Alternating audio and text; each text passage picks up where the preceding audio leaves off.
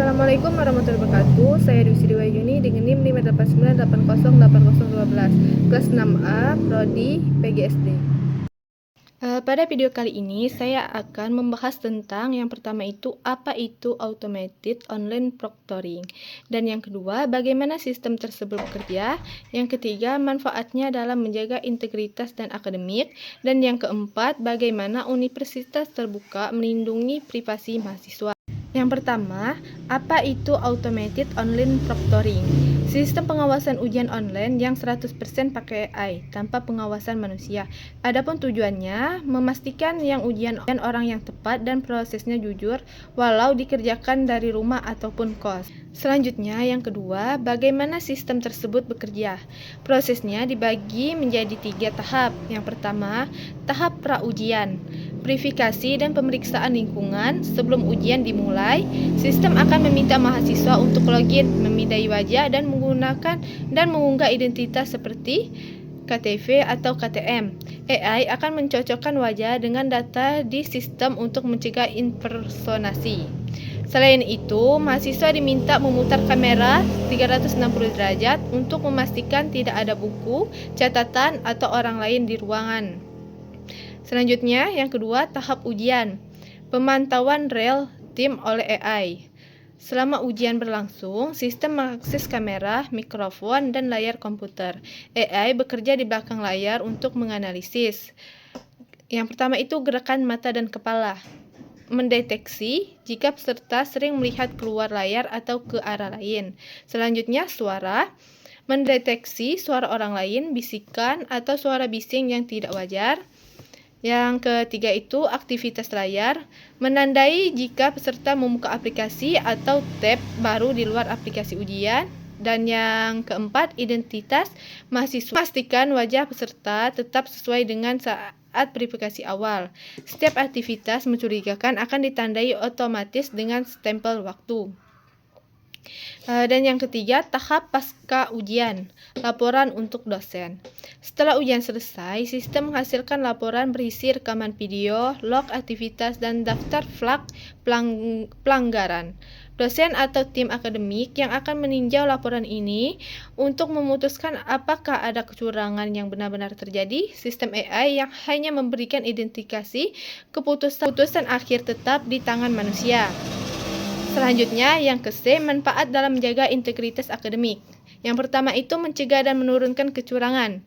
Dengan diawasi AI, mahasiswa cenderung berpikir 2 kali sebelum membuka catatan, bertanya kepada orang lain, atau menggunakan HP. Efek psikologis diawasi ini efektif mengurangi niat curang. Dan yang kedua, menjamin keadilan bagi semua peserta. Semua orang diawasi dengan standar yang sama, tanpa tergantung pada mood atau ketelitian pengawas manusia. Ini membuat hasil ujian lebih objektif. Dan yang ketiga, efisien dan bisa dipakai skala besar. Satu sistem bisa mengawasi ribuan peserta sekaligus. Ini sangat membantu universitas yang menyelenggarakan ujian online massal tanpa harus menyediakan banyak ruangan dan pengawas. Dan yang keempat, meningkatkan akuntabilitas dan kepercayaan. Karena ada rekaman dan log aktivitas, jika ada tuduhan kecurangan, proses klarifikasi bisa dilakukan berdasarkan bukti.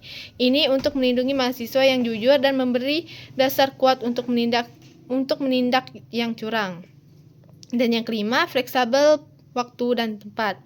Mahasiswa bisa ujian tanpa harus datang ke kampus, sementara integritas tetap terjaga. Ini mendukung model pembelajaran jarak jauh dan blended learning. D. Bagaimana universitas melindungi privasi mahasiswa? Penggunaan proctoring memang melibatkan data sensitif, jadi universitas wajib menerapkan beberapa langkah perlindungan. Yang pertama itu transparansi dan informed consent. Sebelum ujian, mahasiswa diberikan penjelasan data apa yang direkam, untuk apa digunakan, siapa yang bisa mengakses, dan berapa lama disimpan. Ujian baru bisa dimulai setelah mahasiswa memberikan persetujuan. Dan yang kedua itu enkripsi dan keamanan data.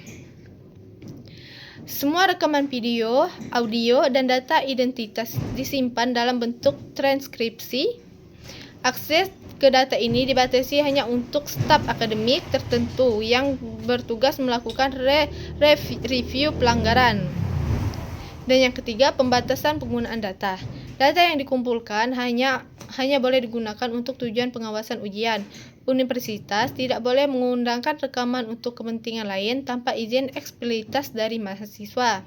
Dan keempat, kebijakan retensi data. Universitas biasanya menetapkan batas waktu penyimpanan, misalnya 6 bulan hingga 1 tahun setelah ujian selesai. Setelah itu, data akan dihapus otomatis untuk mengurangi risiko kebocoran. Dan yang kelima, kepatuhan pada regulasi privasi. Di Indonesia, universitas wajib mematuhi Undang-Undang Nomor 27 Tahun 2022 tentang perlindungan data pribadi. Ini berarti universitas bertanggung jawab secara hukum jika terjadi penyalahgunaan data mahasiswa. Dan yang keenam, opsi alternatif. Beberapa kampus menyediakan opsi ujian offline atau metode asesmen lain bagi mahasiswa yang tidak nyaman dengan proctoring, bagian bentuk penghormatan terhadap privasi dan kenyamanan. Adapun kesimpulannya, automated online proctoring membantu mahasiswa menjaga kejujuran ujian online lewat pengawasan ataupun AI. Tapi, universitas juga punya kewajiban menjaga data mahasiswa tetap aman dan digunakan sesuai tujuan. Kuncinya ada keseimbangan antara integritas akademik dan perlindungan privasi. Sekian penjelasan dari saya akhiri. Wassalamualaikum warahmatullahi wabarakatuh.